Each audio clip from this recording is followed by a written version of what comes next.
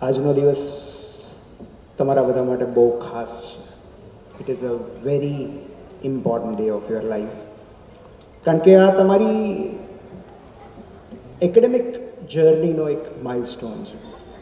એક એવો દિવસ જે તમને કાયમ યાદ રહેશે. તમારા ડેડિકેશનથી, તમારા હાર્ડવર્કથી you have earned this degree and awards. અને આ બહુ ગૌરવની ક્ષણ છે તમારા માટે, તમારા ફેમિલી માટે, તમારા પ્રિયજનો માટે, તમારા મિત્રો માટે, તમારા શિક્ષકો માટે. પણ તમે લકી છો કે આવી સરસ કોન્વોકેશન સેરેમની યોજાઈ છે. અમે જ્યારે MBBS ને MS કમ્પ્લીટ કર્યું ત્યારે અમને તો ડિગ્રી યુનિવર્સિટીએ ઘરે મોકલી આપી હતી. એમાંય કેટલાક વિદ્યાર્થીઓને તો કુરિયર નહોતું મળ્યું એટલે લેવા જવું પડ્યું હતું યુનિવર્સિટીમાં. પણ એના માટે એક સરસ શબ્દ છે, દીક્ષાંત સમારોહ. પણ હકીકતમાં દીક્ષાનો ક્યારેય અંત નથી હોતો. હું એવું કહીશ કે આ શિક્ષાંત સમારોહ છે. તમારી ઔપચારિક શિક્ષા અહીં સમાપ્ત થાય છે. દીક્ષા તો અલગ જ બાબત છે.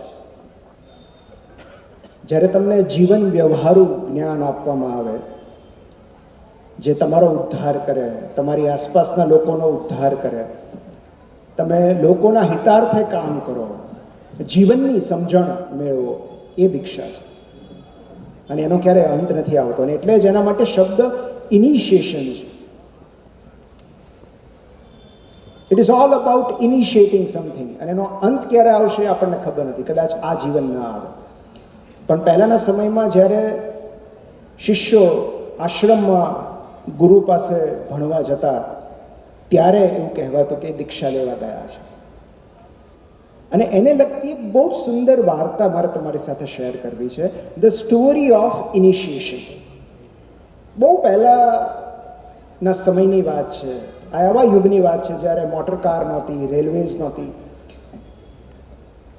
એક આશ્રમમાં ગુરુજી પાસે શિષ્યો દીક્ષા લેવા આવતા. માસ્ટર જુનૂન એમનું નામ હતું. બહુ મોટું નામ હતું, બહુ જ જ્ઞાની, બહુ જ પંડિત, બહુ બધા વિષયોના જાણકાર, જીવન વિશેની ઊંડી સમજ ધરાવનાર ગુરુજી. જે વિદ્યાર્થી એમની પાસે આવે એમને એ દીક્ષા આપતા, જ્ઞાન આપતા, સદ્ધર બનાવતા, એમનો ઉદ્ધાર કરતા. એક દિવસ એક વિદ્યાર્થી ફરતો ફરતો ત્યાં આવી ચડ્યો અને ગુરુજીના આશ્રમમાં રોકાવા માટે જીદ કરવા લાગ્યો. ગુરુએ એમને આશ્રમમાં રોકાવાની મંજૂરી આપી, પણ દીક્ષા ના આપી. રોજ સવારે એ વિદ્યાર્થી એકલો હોય અને આ બાજુ અભ્યાસ અલગ ચાલતો હોય. 3 મહિના, 6 મહિના, 1 વર્ષ સુધી માસ્ટર જુનૂને આ જે નવા આવનારા શિષ્ય છે એને કશું જ ના શીખવ્યું. આશ્રમમાં રહેવા દીધો પણ દીક્ષા ના આપી. અને 1 વર્ષ પછી આ અકળાયેલો શિષ્ય માસ્ટર પાસે ગયો અને કહ્યું કે ગુરુજી, 1 વર્ષ થઈ ગયું, હવે તો મને કંઈક શીખો, હવે તો મને દીક્ષા આપો. અને ત્યારે ગુરુએ એને કહ્યું કે તારે દીક્ષા જોઈએ છે તો એક નાનું એવું કામ કરવું પડશે. એમણે ત્યાં એક જે આશ્રમમાં જે રહેતા હતા એ એક ચાકરને બોલાવ્યો અને કહ્યું કે મેં તમને એક બોક્સ તૈયાર કરવાનું કહ્યું હતું, એ તૈયાર છે? પહેલાં એ કહ્યું કે જી સર, તૈયાર છે. અને એ એક નાનું એવું બોક્સ ત્યાં લાવવામાં આવ્યું. અને એ બોક્સ આ શિષ્યને આપીને માસ્ટર જુનૂને કહ્યું કે તારે આ બોક્સ એક નીલા નામની નદી છે એના કાંઠે મારા એક મિત્રનો આશ્રમ છે, મિત્રને તારે આ બોક્સ પહોંચાડવાનું છે. બસ આટલું જ કામ છે. જો તું આ કામ કરી શકે તો હું તને દીક્ષા આપીશ. ગુરુનો આદેશ હતો. કશું જ પૂછ્યા વગર શિષ્ય એ બોક્સ લઈને ચાલી નીકળ્યો. ત્યારે તો પગપાળા જવું પડતું, કાર્સ નહોતી, રેલવે નહોતું, તો એ ચાલતો ગયો. આખી સવાર ચાલ્યો, ખાસો દૂર નીકળી ગયો. માસ્તર એને રસ્તો બરાબર સૂચવ્યો હતો કે આ રીતે જવાનું. એ જ રસ્તા પર એ ચાલી નીકળ્યો. બપોર થવા આવી, એને થાક લાગેલો. એક વૃક્ષના છાયાની નીચે એ આરામ કરવા બેઠો. અને આ જ એ સમય હોય છે કે જ્યારે આપણા વિચારો ફરતા હોય છે, ભટકતા હોય છે. અને એ જ રીતે આ શિષ્યના વિચારો પણ એ બોક્સની આસપાસ ભટકવા લાગ્યા કે આમાં શું હશે. આ એક બોક્સ લઈને માસ્તરે, ગુરુએ મને છેક ત્યાં મોકલ્યો, તો એવું તો શું કિંમતી હશે આ બોક્સમાં. અને બોક્સ બિલકુલ વજનદાર નહોતું, સાવ હળવું હતું. એમાં લોક પણ નહોતું. એટલે એને વધારે નવાઈ લાગી કે આમાં લોક કેમ નથી, અને તાળું કેમ નથી માર્યું. જો ખરેખર કશું કિંમતી હોય તો તાળું તો મારેલું હોવું જોઈએ ને. અને આટલું હલકું તો શું હોય. ક્યાંક આ બોક્સ ખાલી તો નથી ને. એને એમ થયું કે હું એકવાર ખોલીને જોઈ લઉં. પણ બીજી જ ક્ષણે એને વિચાર આવ્યો કે નહીં, એ મારું કામ નથી. મારું કામ ગુરુના આદેશનું પાલન કરવાનું છે. બોક્સ ખાલી છે, ભરેલું છે, એ મારે નથી જોવાનું. મારે ખાલી એમને પહોંચાડવાનું છે. થોડા સમય પછી ફરી પાછા એના વિચારો ત્યાંના ત્યાં જ આવીને અટક્યા. એનું મન એ બોક્સમાં પરોવાઈ ગયું. ત્યાંથી એની નજર નહોતી હટતી, ધ્યાન નહોતું હટતું કે બોક્સમાં શું હશે. એ પોતાની જાતને એ બોક્સના વિચારો સાથે અળગી નહોતો કરી શકતો. અને પછી એને એમ થયું કે જોઈ લેવા દે, કોને ખબર પડવાની છે. ખાલી એક નજર મારી લો શું છે, ખરેખર કંઈ છે કે નહીં. અને જો ખરેખર કશું કિંમતી હોય, હીરો હોય, ઝવેરાત હોય, કાંઈ આભૂષણ હોય, તો મારે ક્યાં લેવું છે. મારે તો ખાલી જોવું છે. જોઈને બંધ કરી દઈશ. અને જો ખરેખર ખાલી છે તો કશું ગુમાવવાનું જ નથી. હવા તો ક્યાંય જવાની નથી. હું ખાલી એક એનું ઢાંકણું ખોલીને તરત બંધ કરી દઈશ. ખૂબ બધા મનોમંથન પછી એ પોતાની જાતને બોક્સ ખોલતા રોકી ન શક્યો. અને એણે હળવેથી જેવું ઢાંકણું ઉઘાડ્યું, અંદરથી એક ઉંદરડી છલાંગ મારીને બહાર નીકળી ગઈ. અને શિષ્ય આશ્ચર્યચકિત થઈ ગયો કે અમે શું કરી નાખ્યું. એક નાની એવી ઉંદરડી અંદર પુરાયેલી હતી. અને જેવું ઢાંકણું ખુલ્યું, એક પણ ક્ષણ વેડફ્યા વગર એ ઉંદરડી ભાગી છૂટી. શિષ્યએ ઉપર જોયું, નીચે જોયું, ઝાડની આસપાસ જોયું, રસ્તા પર જોયું. હવે ઉંદરડી થોડી હાથમાં આવે. અને એને બહુ જ પસ્તાવો થયો કે એક નાનું એવું કામ મારા ગુરુજીએ મને આપ્યું હતું, આ બોક્સ પહોંચાડવાનું, અને એ પણ હું ન કરી શક્યો. એ નિરાશ થઈને પાછો ફર્યો આશ્રમમાં. ગુરુને ખ્યાલ આવી ગયો. અને શિષ્યએ કહ્યું કે તમારી પરીક્ષામાં હું નાપાસ થયો છું. મારે આ બોક્સ નહોતું ખોલવું જોઈતું, પણ મારાથી રહેવાયું નહીં. અને માટે મેં ખોલ્યું, અને તમે એક નજીવી ઉંદરડી મને સાચવવા આપી હતી, અને એ હું સુખરૂપ પહોંચાડી ન શક્યો. શું કરશો? અને માસ્તરે કહ્યું કે મને હંમેશા પહેલેથી તારા વિલ પાવર પર શંકા હતી. જો તું એક નજીવી ઉંદરડી ન સાચવી શકે તો જે સૌથી અમૂલ્ય છે એવું જ્ઞાન કઈ રીતે સાચવી શકીશ? અને માટે હું તને અત્યારે દીક્ષા નહીં આપું, કારણ કે દીક્ષા પાત્ર બનવા માટે, જ્ઞાન મેળવવાની લાયકાત કેળવવા માટે તારે સૌ પ્રથમ સેલ્ફ કંટ્રોલ મેળવવો પડશે. જે વ્યક્તિ પોતાના મન ઉપર કાબુ નથી રાખી શકતી એ કશું જ કરી નથી શકતી. તો જગત પર વિજય મેળવતા પહેલા જાત પર વિજય મેળવવો પડે છે. અને તું જાત પર વિજય મેળવ, મન પર વિજય મેળવ, પછી હું તને દીક્ષા આપીશ. અને પછી એ શિષ્યએ ખૂબ તપ કર્યું, આકરી તાલીમ લીધી, માનસિક તાલીમ લીધી, ધ્યાન કર્યું, અને પછી એમણે દીક્ષા લીધી, અને પછી એ બહુ મોટા સાધુ બન્યા.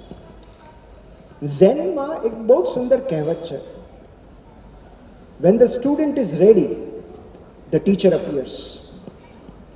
એટલે કે જ્યારે ખરેખર તમને કશુંક શીખવાની ઝંખના હોય, દાનત હોય, નિયત હોય, ત્યારે ગુરુજી આપોઆપ પ્રગટ થાય છે. તમને સામેથી શિક્ષક મળી જશે ક્યાંકથી.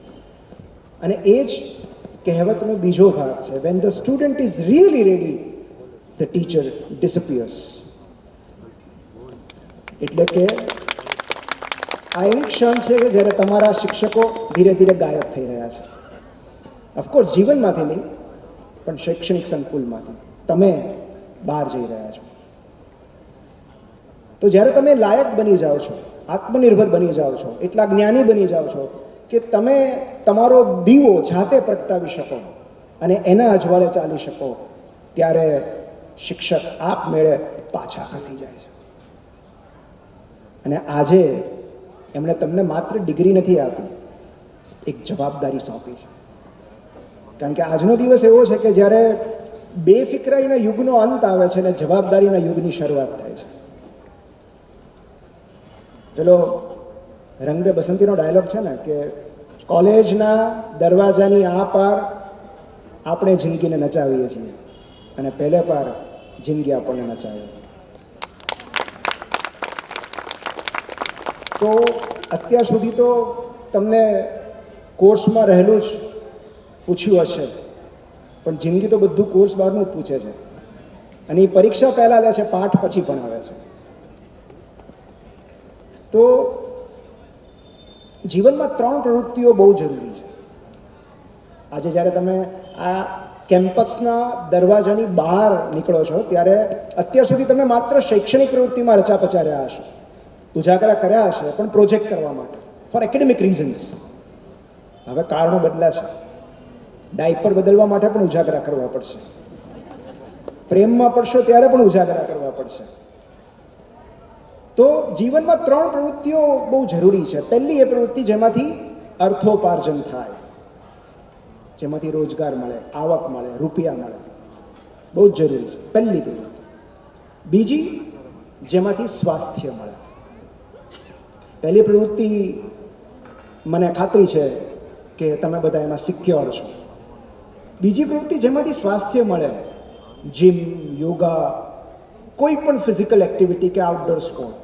આ જીવન કોઈ એક રમત સાથે સંકળાયેલા રહેશો તો જીવન ગમતું રહેશે. અને ત્રીજી પ્રવૃત્તિ જેમાંથી સુખ અને શાંતિ મળે.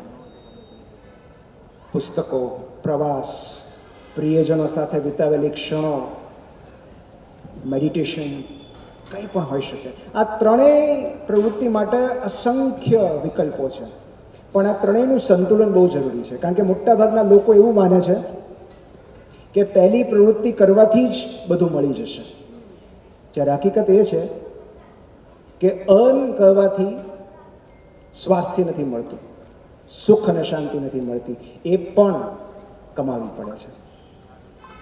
તો પ્રોફેશનલ લાઈફની વાત હું કરું તો જોબ, કરિયર અને કોલિંગ આ ત્રણેય અલગ વસ્તુઓ છે. Job is something that you do only for money. જે માત્ર રૂપિયા રળવા માટે જે પ્રવૃત્તિ કરવામાં આવે છે એ નોકરી છે. એમાં વધારે કશું જ નથી હોતું, માત્ર પૈસાની લેવડ દેવડ હોય છે. તમે તમારો સમય આપો છો, તમે તમારી ઉર્જા આપો છો, તમે તમારું જ્ઞાન આપો છો અને બદલામાં તમને રૂપિયા મળે છે. That is a job. Career એટલે જેમાં વિકાસની તક હોય, જેમાં તમે આગળ વધી શકો, ઉન્નત બની શકો, પ્રમોશન મેળવી શકો, વધુ શીખી શકો. That is career. તમે આજે છો ત્યાં ને ત્યાં ન રહો, તમે આગળ વધો, તમારો વિકાસ થાય, you grow gradually. That is a career. But calling is something કે જેમાં તમે કામ અને જીવન એ બંને એકાકાર થઈ જાય. તમારું કામ જ તમારું જીવન, ધ વર્ક બીકમ્સ પ્લે. તમને એવું લાગે જ નહીં કે તમે કામ કરી રહ્યા છો, જેને આપણે ગુજરાતીમાં હેતુ કહીએ, ધ્યેય કહીએ, ઉદ્દેશ્ય કહીએ. So try to make a at least career out of it, not just job. And professional જીવનમાં કામ લાગે એવી એબીસી હું એને કહું છું. A is for attitude, B is for behavior, and C is for communication. A is attitude એક બહુ સરસ ટૂંકી વાર્તા છે કે બે મિત્રો રાહુલ અને અંકુર એક સાથે એક કંપનીમાં કામે લાગ્યા અને 6 મહિના, વર્ષ, 2 વર્ષ ડાઉન ધ લાઈન રાહુલને પ્રમોશન મળવા લાગ્યું. રાહુલને એપ્રિસિએશન મળતું ગયું, ઇન્ક્રીમેન્ટ્સ મળતા ગયા, જ્યારે અંકુરને કશું જ ન મળ્યું.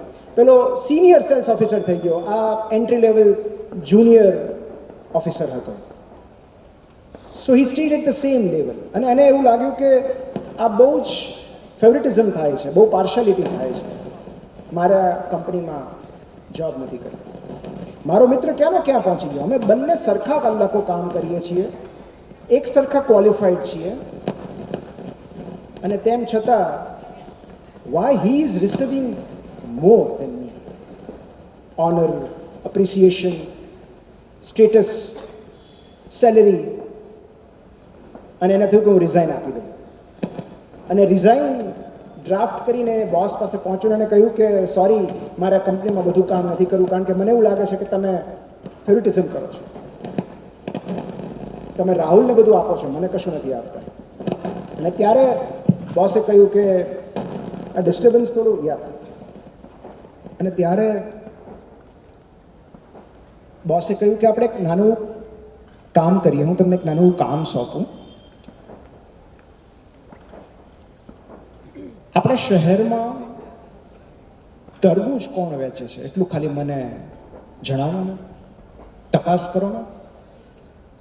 અને આ જે અંકુર હતો એ ગયો અને આ તરત તપાસ કરીને આવ્યો કે ભાઈ ફલાણી જગ્યાએ એક જ વેન્ડર છે, એક જ વિક્રેતા છે જે તરબૂચ વેચે છે. અને બોસે ફરી પૂછ્યું કે ભાવ કેટલો છે? એટલે એ ફરી પાછો ગયો, એણે ભાવ પૂછ્યો અને પાછો ફર્યો. એણે કહ્યું કે હવે આપણે બીજા કેન્ડિડેટને રાહુલને આ કામ સોંપ્યું. રાહુલને કીધું. થોડા સમય પછી રાહુલ આવ્યો અને રાહુલે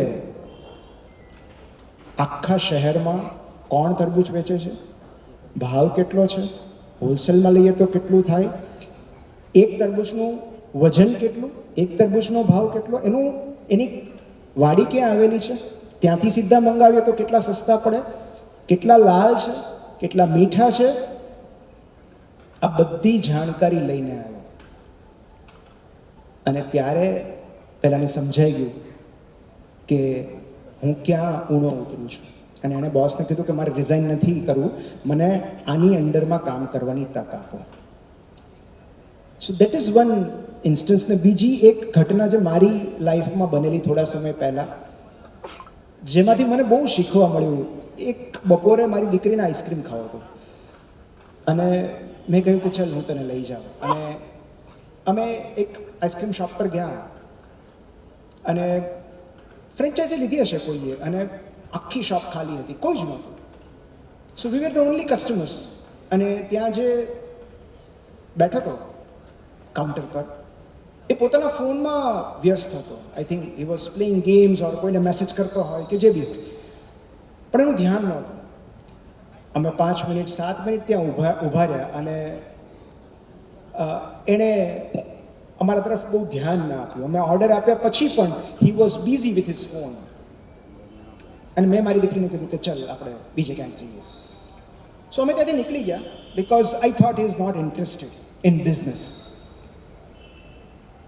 અમે ત્યાંની એક લોકલ શોપમાં ગયા અને ત્યાં 10-15 લોકો ઊભા હતા, ભીડ હતી. અમારો વારો આવતા થોડો સમય લાગ્યો અને જેવો અમારો વારો આવ્યો એટલે એની ચાનો સમય થયો. એટલે કોઈ ગંડરી આપીએ ને ચા, પેલા જે વેપારી હતા એને, અને એણે ચા બાજુ પર મૂકી દીધી ને અમને પૂછ્યું, બોલો શું જોઈએ છે? એટલે મેં કીધું ચા પી લો ને, ચા ઠરી જશે. મને કે ચાની ઉતાવળ નથી, ઘરાક પાછા નહીં આવે. અને પછી મેં મારી દીકરીને સમજાવ્યું કે હવે તને ખ્યાલ આવ્યો કે કેમ અહીંયા ભીડ વધારે છે. સો એક બહુ જ સરસ કોટ છે, the man who does more than what he is paid for will always be paid more than what he does. તમને જે મળે છે એના કરતાં જ્યારે તમે વધુ આઉટપુટ આપો છો, વધુ પ્રયત્નો કરો છો, થોડા જ સમયમાં એવું થશે કે તમારા પ્રયત્નોની સરખામણીમાં તમારી આવક અનેક ગણી વધતી જશે.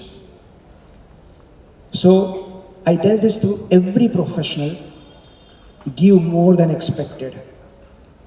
તમે જે ક્લાયન્ટને કમિટ કર્યું હોય એના કરતાં થોડું વધારે આપો, ઓર જો એ ન કરી શકો તો give some discount. Because second part જે છે એ છે બિહેવિયર છે. Never take your client for granted. એ છે તો આપણે છીએ. એક બહુ સરસ બુક છે બ્લિંક કરીને, માલ્કમ ગ્લેડવેલની, જેમાં એમણે એક બહુ સરસ ઇફેક્ટ લખી છે, થિન સ્લાઇસ ઇફેક્ટ.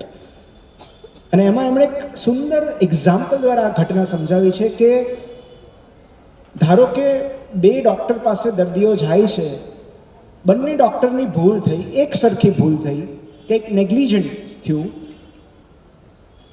તો જે પેશન્ટ છે એ કોને સ્યુ કરશે, કોના પર કેસ કરશે? એમ આ એમણે અભ્યાસ કર્યો છે, ઇટ ઇઝ અ સ્ટડી કરેલો છે. અને એમાં એ એવું કહે છે કે ભૂલ ભલે કે ગમે તેટલી નાની હોય, પેશન્ટ્સ એ જ ડૉક્ટરને સ્યુ કરશે જેણે એને પ્રોપરલી ટ્રીટ નથી કર્યા, મિસબિહેવ કર્યું છે, એના પ્રત્યે ધ્યાન નથી આપ્યું.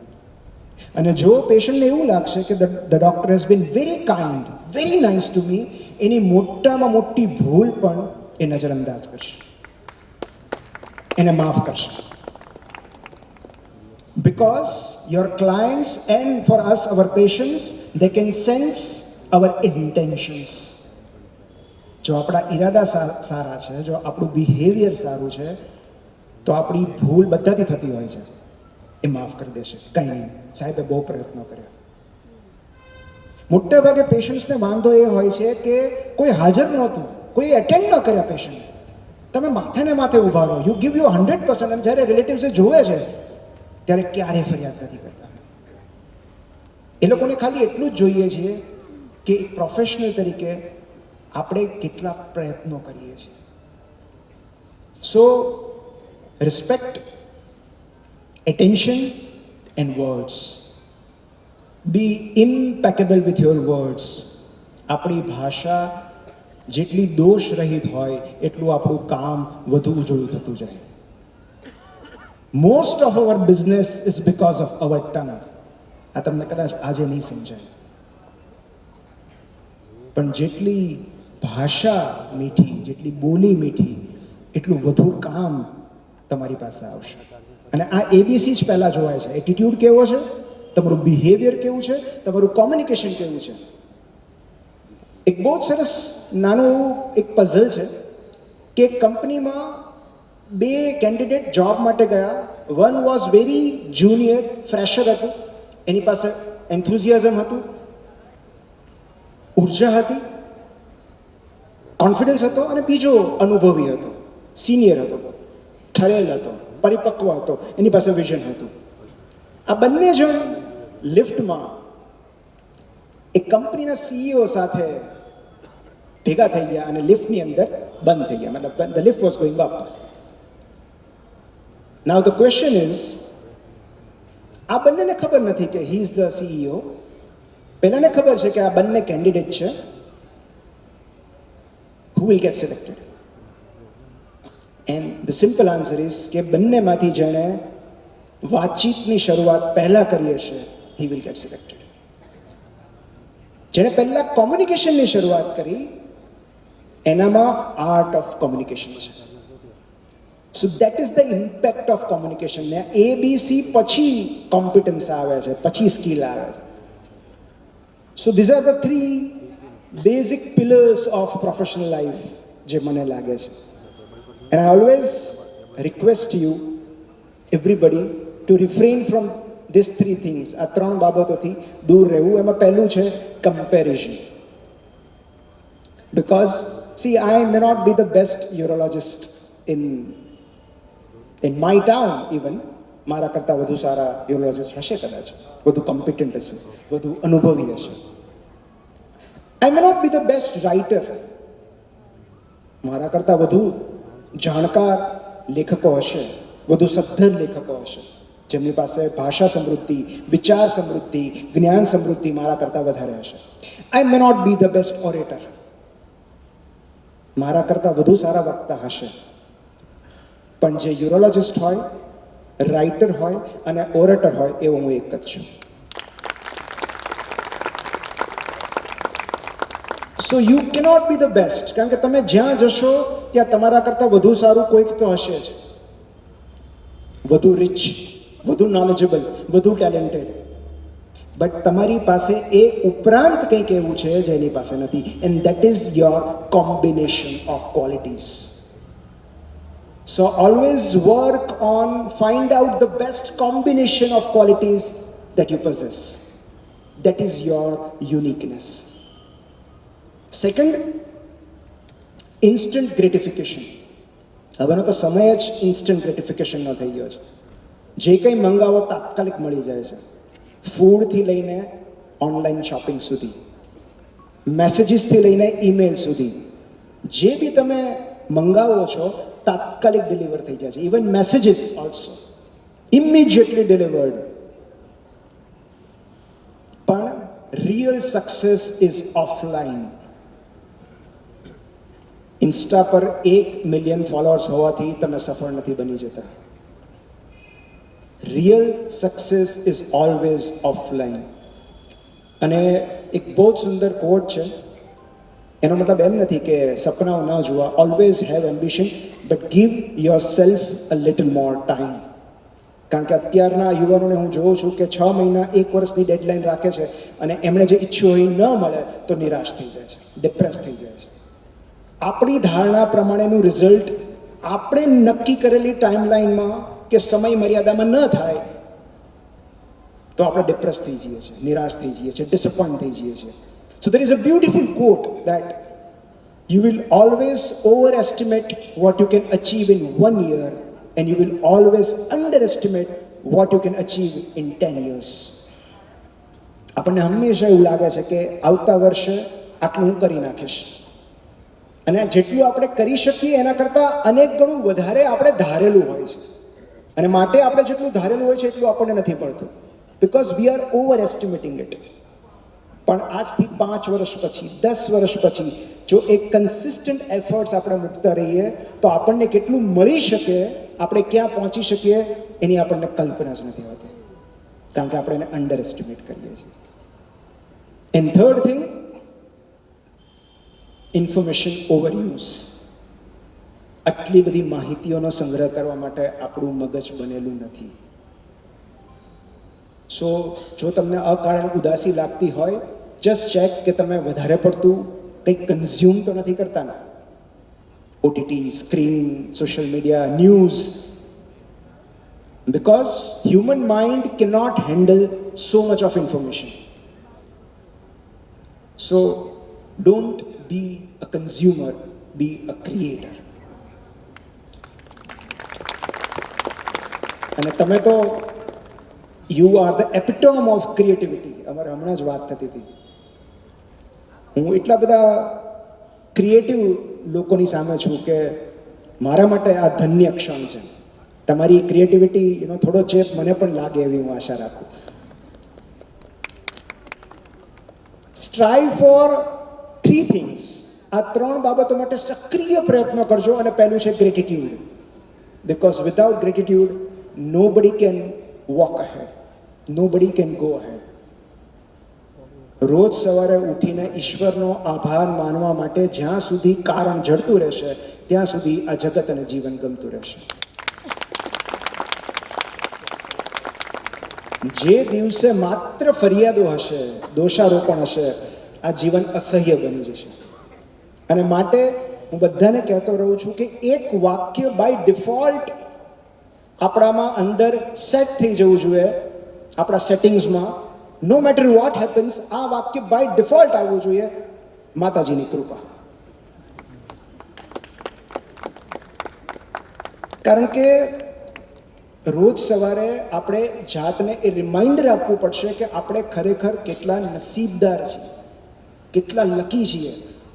અને એની માટેના આપણને અસંખ્ય કારણો મળી જશે. So these are the 3 things: gratitude, solitude. રોજ જાત સાથે 30 મિનિટ ગાળો જ્યાં તમે માત્ર એકલા હો.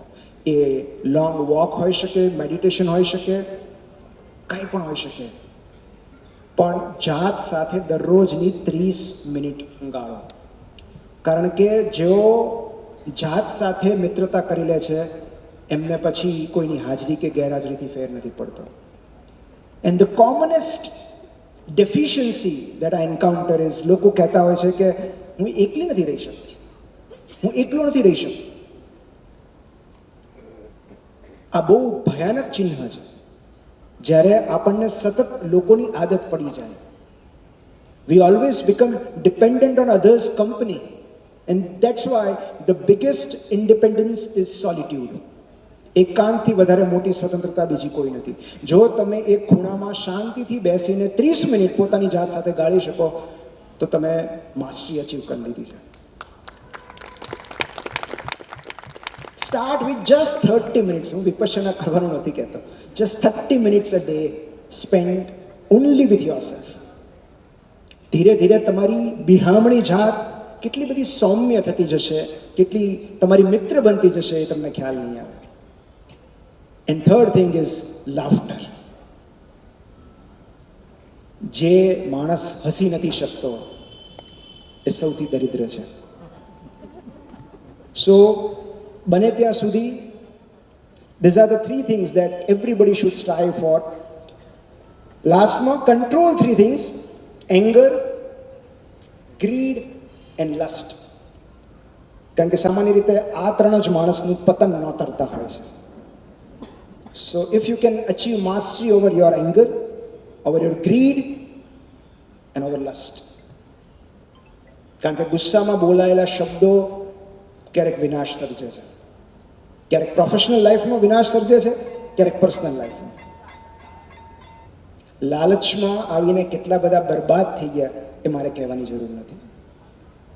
અને વાસના, એક રેપ્યુટેશન બિલ્ડ કરવા માટે વર્ષો લાગી જાય છે અને ગુમાવવા માટે કેટલીક નબળી ક્ષણો જ પર્યાપ્ત હોય છે. લાસ્ટલી, થોડા સમય પહેલાં મેં વન્ડરફુલ આર્ટિકલ વાંચ્યો હતો.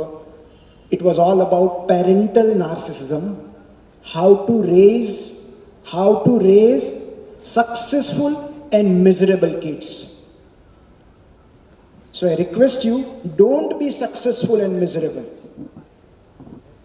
That is the pathetic combination. એક દુઃખી ડોક્ટર, દુઃખી એન્જિનિયર, દુઃખી બિઝનેસમેન, દુઃખી આંત્રપ્રનોર, દુઃખી CEO બનવા કરતાં એક સુખી નોકરિયાત બનવું અનેક ગણું સારું. સો તમે શું કરો છો આગળ જીવનમાં, ક્યાં જાઓ છો, કઈ નોકરી કરો છો, કોની સાથે કામ કરો છો, કયું બિઝનેસ વેન્ચર કરો છો, કશું જ મહત્વનું નથી. At the end of the day 3 જ પ્રશ્નો મહત્વના છે. First, are you healthy or not?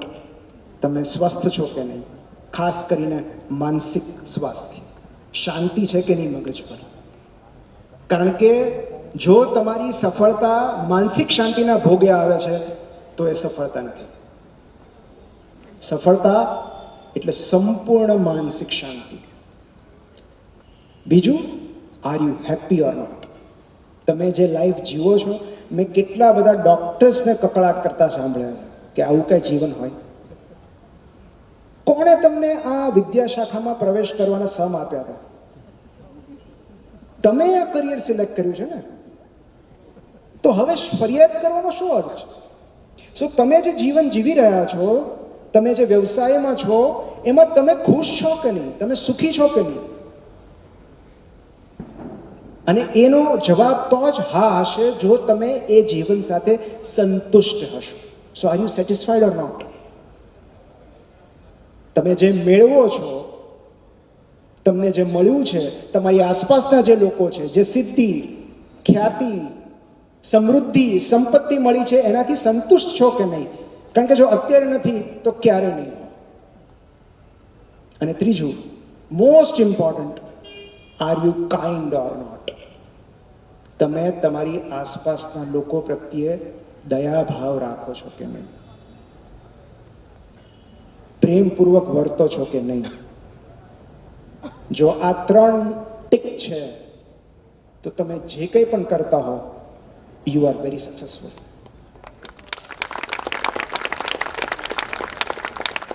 જે અન્ય કોઈના ચહેરા પર સ્માઇલ લાવે છે, જે અન્યનું દુઃખ હળવું કરે છે, જે અન્યને રાહત આપે છે, એવી એક પણ વ્યક્તિ આ પૃથ્વી પર નિરર્થક નથી.